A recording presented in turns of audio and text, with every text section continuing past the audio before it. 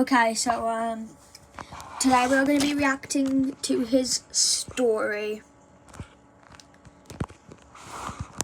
The Virgin Media Sports Bundle.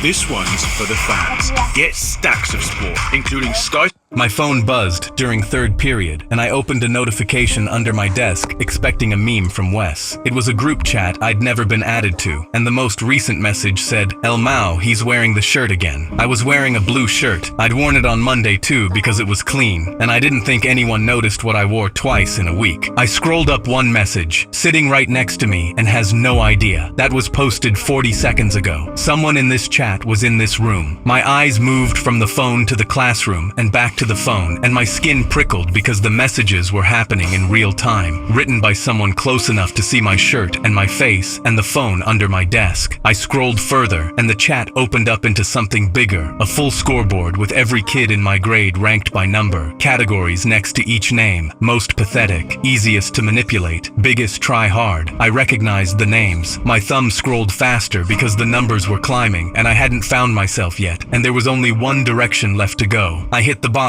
my name in lowercase, 47 out of 47, with a single word next to it, keeper, not an insult. The kind of word you use for a dog you keep around to make yourself look generous. I looked up from the phone. Wes was in the next seat. He glanced at me and smiled, and his phone was face down on his desk with the screen still lit. I locked the phone and walked to the bathroom. Okay guys, we all know that whoever that West guy is suspicious, don't we? The bell rang with my jaw so tight my teeth ached. I locked the stall, sat on the toilet lid with my knees up, and started scrolling. The chat had been going for months. My friends were betting on whether Zoe, my girlfriend, actually liked me or was settling, and one of them had written, "She's definitely settling. Look at him," with 4 laughing emojis from people who had smiled at me that morning. But then I hit the messages from Wes, my best friend, and my stomach flipped so hard I almost dropped the phone in the toilet. Wes called me a charity case in a message from 3 weeks ago. He told the group not to invite me to Hector's party because he'll embarrass us. A girl named Priya had been texting me, and Wes had messaged her directly. "He's unstable. Stay away." When someone suggested I join robotics, Wes shut it down. "He'll make friends there and stop needing us." I read that last one twice. He didn't want me to have other friends. The ranking wasn't just a scoreboard, it was a playbook. The higher your number, the more you got invited to. The lower your number, the more you got excluded from. Wes used it to decide who went to parties. Guys, please tell me why this school is a scoreboard, and why the hell is there in his story there? I got my phone telling us to subscribe. Like, what the hell? I ain't subscribing. I already am actually, but you guys should subscribe.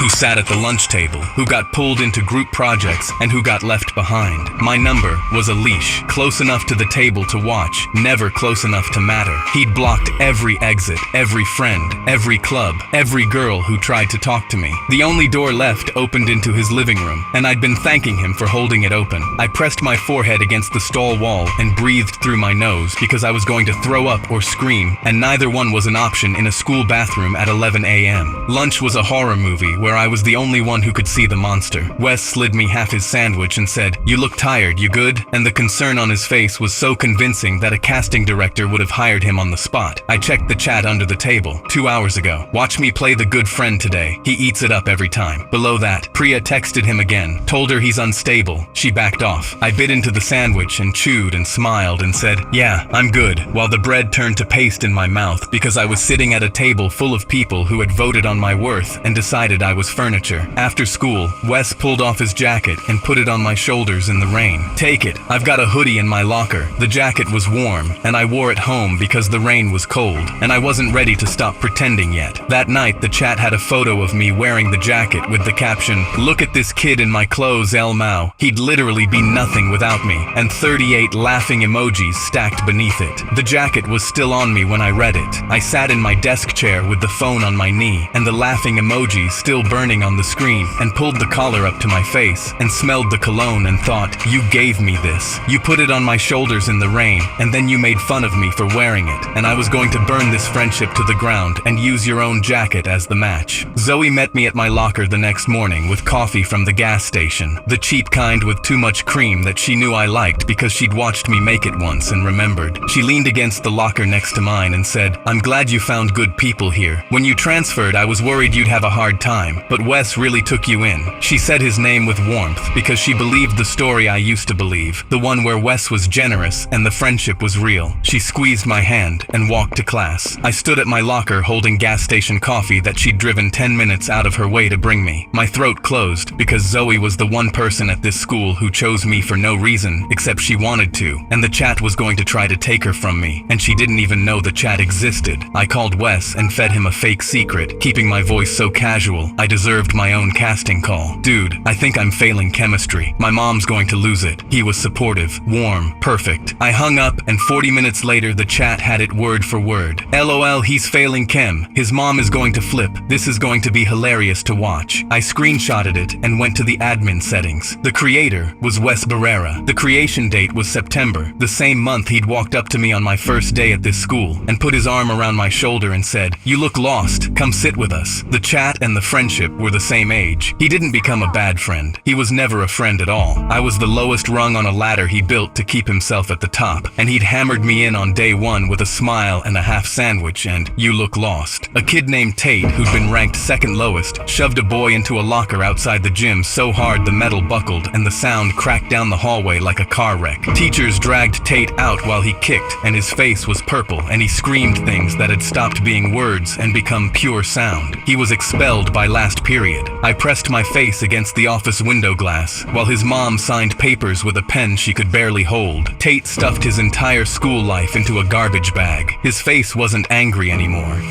Measles, mumps, rubella, and chickenpox are infections that can lead to serious blank, the face of someone who'd been shrunk to a number until the number was all that was left. That night, the chat said, "One down, El Mao," with a crown emoji next to Wes's name. I looked at Tate's empty chair the next morning, and the chair was still pushed out at the angle he'd left it, and nobody had touched it, and my hands were shaking under my desk because Tate was the preview, and I was the feature. I gripped the edge of my desk and stared at the pushed-out chair until the teacher told me to open my textbook, and I opened it to the wrong page, and didn't fix it because the words were swimming anyway. Wes threw a party that weekend, and a drunk kid the size of a refrigerator started shoving me against the kitchen wall because I'd bumped his drink. My back slammed the cabinet and bottles rattled. The kid pulled his fist back. Wes came out of nowhere and shoved himself between us, and the drunk kid swung. Wes caught the punch on his jaw, head snapping sideways, blood popping on his lip. He drove the kid backward into the counter, and the blender exploded off the edge onto the tile. "Nobody touches my boy," and the room went nuts, and people were chanting his name, and he turned to me grinning with blood on his teeth and wiped his lip on my sleeve,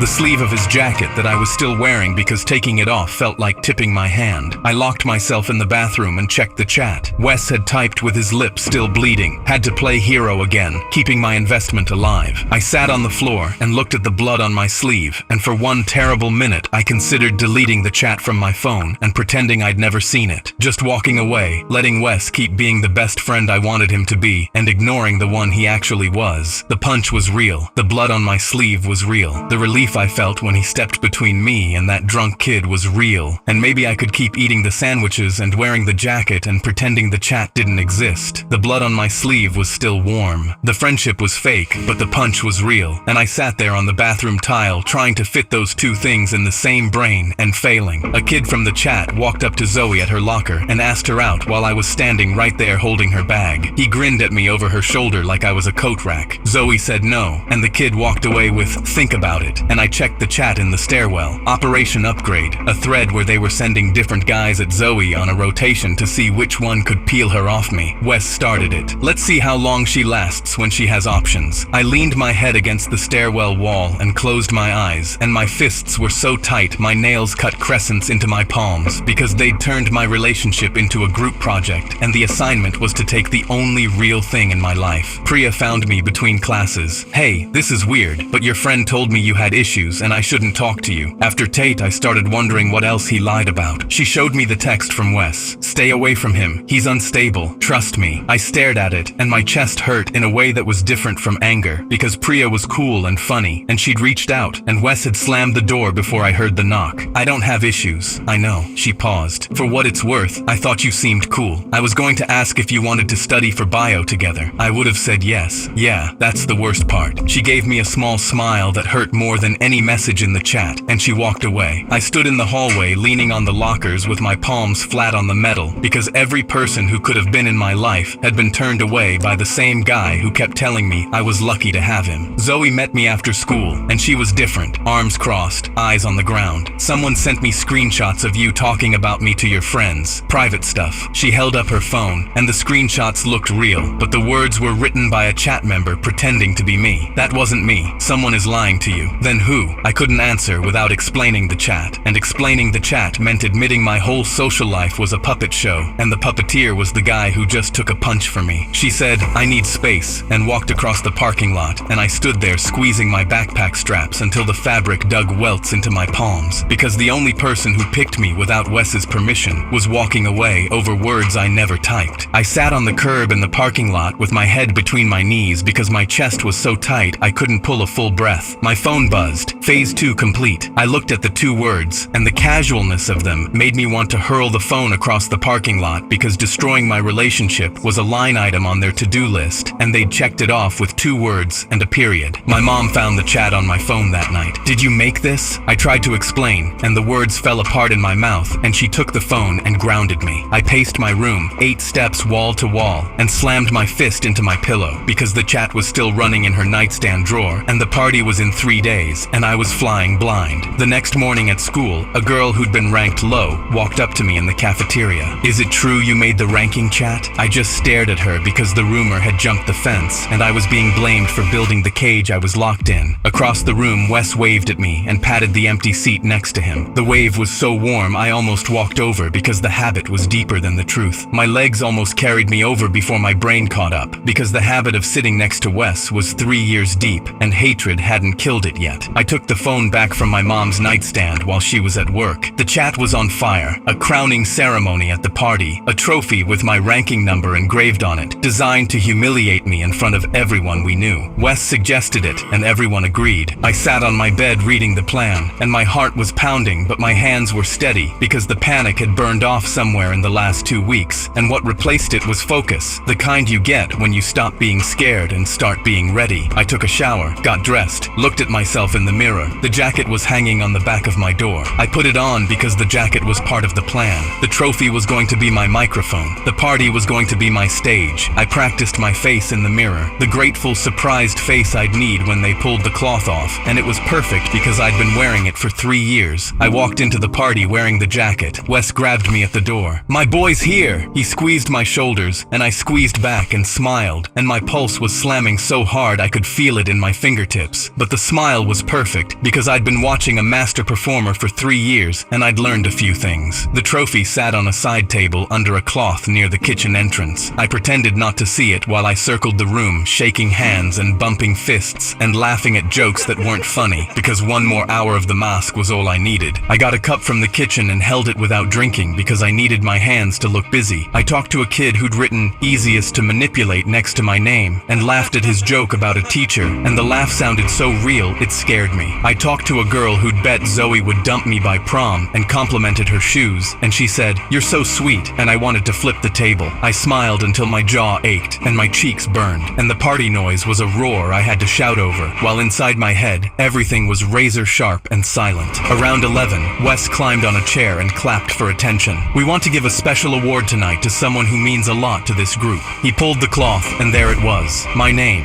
the number 47, engraved in the metal, and the laughter started. That rolling wave that builds when everyone is in on the joke, and the target is standing in the middle of it smiling like an idiot. Wes held the trophy out with both hands. Speech? I took it and looked at the number, looked at the 30 people laughing, looked at Wes and his big grin with the scar on his lip from the punch he took from me. Yeah, I'll give a speech. I set the trophy on the table next. Right, let's go. Back a lot. Come on, come on. Voltorb, energy removal. Oh my god. Please. To the cloth. The room was still laughing. I walked to the side table where Wes had left his phone charging by the speaker, unplugged it, opened the group chat, and held it up so the screen faced the room. Nobody could read it from that distance, but the gesture shut people up because they could tell something had shifted. I threw the phone across the room to a girl named Danny, who caught it against her chest with both hands and stared at me. Read the message with your name in it. Danny looked at the screen. Her mouth fell open, and she read the words out loud, and her voice shook, and she looked at the person who wrote them, and the person stared at the carpet. Wes lunged across the room, and Danny threw the phone to a kid by the window. Read yours, I said. The kid caught it, scrolled, and his whole face rearranged from confused to furious in 2 seconds flat. He threw it to a girl on the couch. She read hers and stood up and pointed at the person who wrote it. This is what you think of me? The phone kept flying, hand to hand across the room, and every catch was a detonation. A boy read his entry, and his smile died, and he threw his cup at the wall so hard the plastic cracked. A girl on the arm of the couch read hers and pressed her hand over her mouth, and her eyes went red. A kid I'd never talked to caught it and scrolled and found a message about him from his own girlfriend, and he looked at her across the room, and she looked at the floor. Each toss ripped something open that had been stitched shut. Wes was chasing the phone around the room, shoving past people, knocking a drink off the coffee table that splashed across somebody's shoes. He grabbed a kid's arm, and the kid yanked free and threw the phone over Wes's head to someone behind him. Wes spun, and the phone sailed. He lunged and missed and crashed into the bookshelf, and a picture frame fell off the top and shattered on the floor. Every person who read their entry backed away from him, pressing against the walls, and the circle around him got wider with each toss until he was standing in the middle of his own party, with nobody within 5 feet of him. The music was still playing, but nobody could hear it over the silence of 30 people reading what their friends actually thought of them. Wes cornered me against the kitchen counter, breathing hard with his collar stretched from someone grabbing it. Why are you doing this? Because you ranked me. He grabbed my shirt with both fists and yanked me forward, and we were close enough that I could see the vein pulsing in his forehead. It was a joke. Jokes are funny, Wes. I was protecting you. From what? From Priya, from Robotics Club, from every person at this school who might have actually liked me. His mouth opened and nothing came out. You didn't protect me. You managed me. You decided who I was allowed to talk to, who I was allowed to date, where I... Guys, this is absolute crazy. Subscribe if you want me to react to her story next.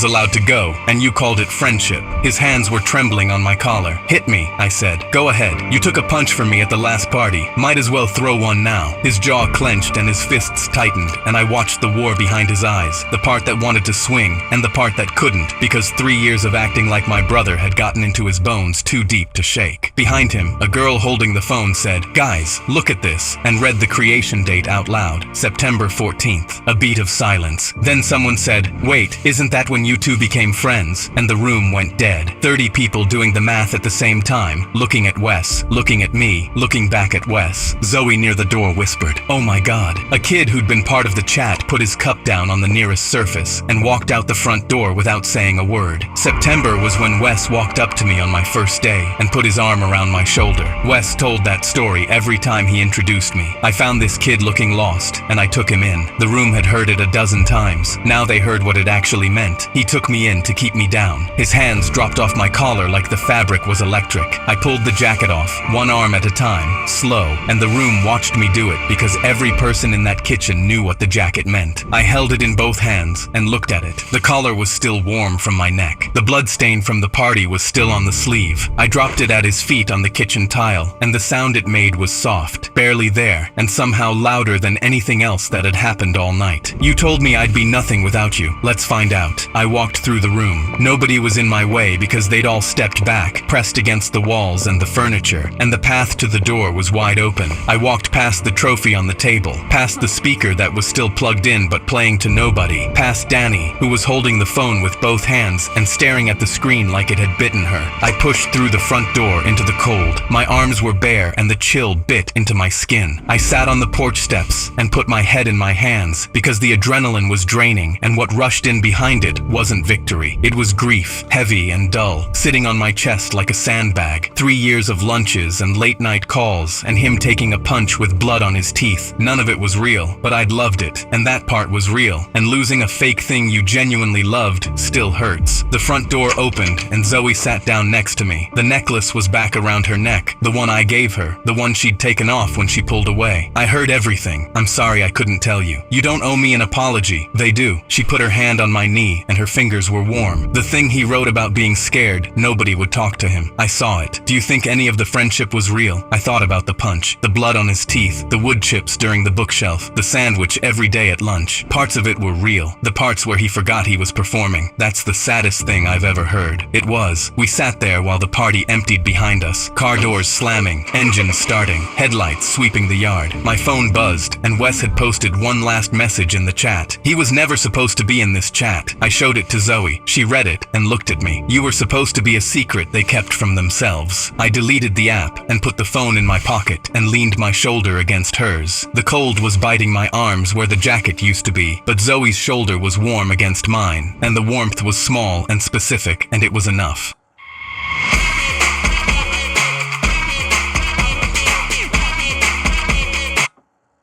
Yep, the end. So, last of all, I meant, we have to get off this page. Anyway, see ya in the next one. That's if I can end this video. What the hell?